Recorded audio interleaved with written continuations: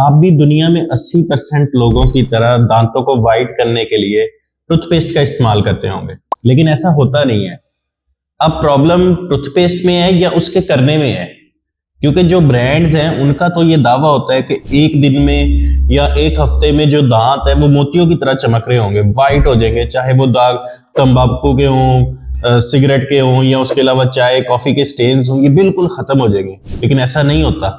बाज लोग बहुत देर से कर रहे हैं। इवन कुछ लोग ऐसे हैं 70% तक जो जिनके दांतों में ये प्रॉब्लम आती है, अगर वो रेगुलर इसको यूज कर रहे हैं तो उनके दांत डैमेज हो रहे होते हैं। तो अब सोचने की बात है कि ये प्रॉब्लम है कहाँ पे। इस चीज को समझने के लिए कि जो टूथपेस्ट टीथ व्हाइटनिंग के लिए होती हैं वो सेफ है या नहीं है, बड़े आसान अल्फाज में मैं आपको ये चीज समझाऊंगा, इसको जरा फोकस करें। अच्छा, टीथ व्हाइटनिंग के लिए जो चीजें इस्तेमाल होती हैं उसमें दो सरे फहरिस्त हैं। उसमें पहले नंबर पे अब्रेसिव, यानी जिस तरह स्क्रब में दानेदार एक मटेरियल होता है, इसी तरह कुछ टूथपेस्ट में हाइड्रेटेड सिलिका छोटे छोटे दाने होते हैं जो रफनेस होती है, जो ऊपर की तह को खुरचते हैं, जिसकी वजह से जो दांतों के ऊपर की तह के ऊपर स्टेन्स लगे होते हैं वो खत्म हो जाते हैं। अब ये जो दानेदार मटेरियल होता है, जो रफ मटेरियल होता है, इसकी रफनेस कितनी होनी चाहिए, इसके लिए ये हमारे पास एक गाइड है जिसको अमेरिकन डेंटल एसोसिएशन ने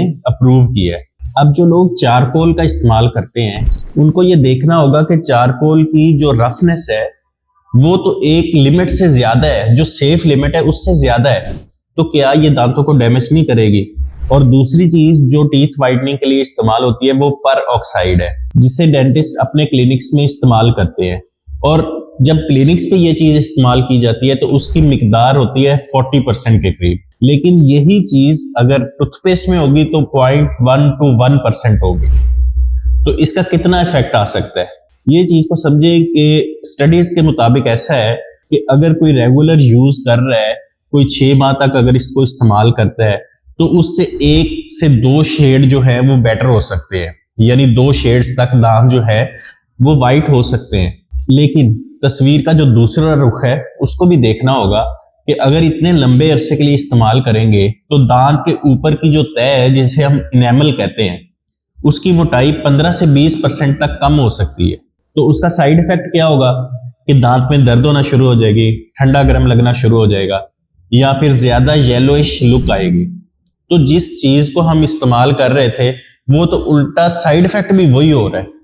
तो उस सूरत में फिर क्या गाइडलाइंस है कि हम कौन सी टूथपेस्ट इस्तेमाल करें। तो एक चीज मैं आपको बावर करवा दूं कि जो टीथ व्हाइटनिंग टूथपेस्ट हैं उनका काम है कि जो सरफेस स्टेन्स हैं, यानी दांत के ऊपर जो भी स्टेन्स लगे हुए हैं, चाय के हैं या कॉफी के हैं या पान वगैरह के हैं, उनको उतारना, उसको साफ करना। या फिर अगर डेंटिस्ट से आपने ब्लीचिंग करवाई है, दांतों को व्हाइट करवाया है, तो उसको मेंटेन करने के लिए टीथ व्हाइटनिंग टूथपेस्ट जो है वो यूज होती हैं। दांत के जो अंदर का कलर होता है वो कभी भी टूथपेस्ट से साफ नहीं हो सकता। तो जब भी आपने टीथ व्हाइटनिंग टूथपेस्ट यूज करनी है, ये एक चेकलिस्ट है, इसको लाजमी चेक करना है कि वो ADA अमेरिकन डेंटल एसोसिएशन से अप्रूव हो, उसकी जो रफनेस है, जो पार्टिकल्स हैं उसमें, उसको एक सेफ लिमिट के अंदर होना चाहिए। इसी तरह उसमें चारकोल जो है उसकी मिकदार ज्यादा ना हो, और जब भी आपने इसको इस्तेमाल करना है सॉफ्ट जो टूथब्रश है उसके साथ इस्तेमाल करना है। और टीथ व्हाइटनिंग टूथपेस्ट जो है, बेहतर ये है कि इनको अल्टरनेटिव डेज पे इस्तेमाल किया जाए, यानी एक दिन कोई और टूथपेस्ट इस्तेमाल की जाए जो हमारे इनेमल को रिपेयर कर रही हो, और दूसरे दिन फिर दोबारा, इस तरह दोनों चीजें साइड बाय साइड होती रहेंगी। एक तो हमारा जो दांत है वो हेल्दी रहेगा और इसमें व्हाइटनिंग इफेक्ट भी आता रहेगा। और एक सबसे जरूरी बात कि अगर आप ये एक्सपेक्ट कर रहे हैं कि टूथपेस्ट हमें वही रिजल्ट दे सकती है जो एक डेंटिस्ट के पास जाकर प्रोफेशनली अचीव किया जा सकता है, तो ऐसा कभी भी नहीं होगा, क्योंकि ये रिजल्ट जो दोनों हैं ये मैच नहीं कर सकते। तो अपनी जो एक्सपेक्टेशंस हैं उसको भी जरा यही रखें कि 1 से 2 शेड जो हैं वो इंप्रूव हो सकते हैं। तो लाजमी हमें कमेंट सेक्शन में बताएं कि आप कौन सी टूथपेस्ट यूज कर रहे हैं इस चीज के लिए, उसके किस तरह के रिजल्ट्स हैं। और इसके अलावा भी अगर आपका कोई क्वेश्चन है तो हमें कमेंट सेक्शन में आप पूछ सकते हैं। Thank you.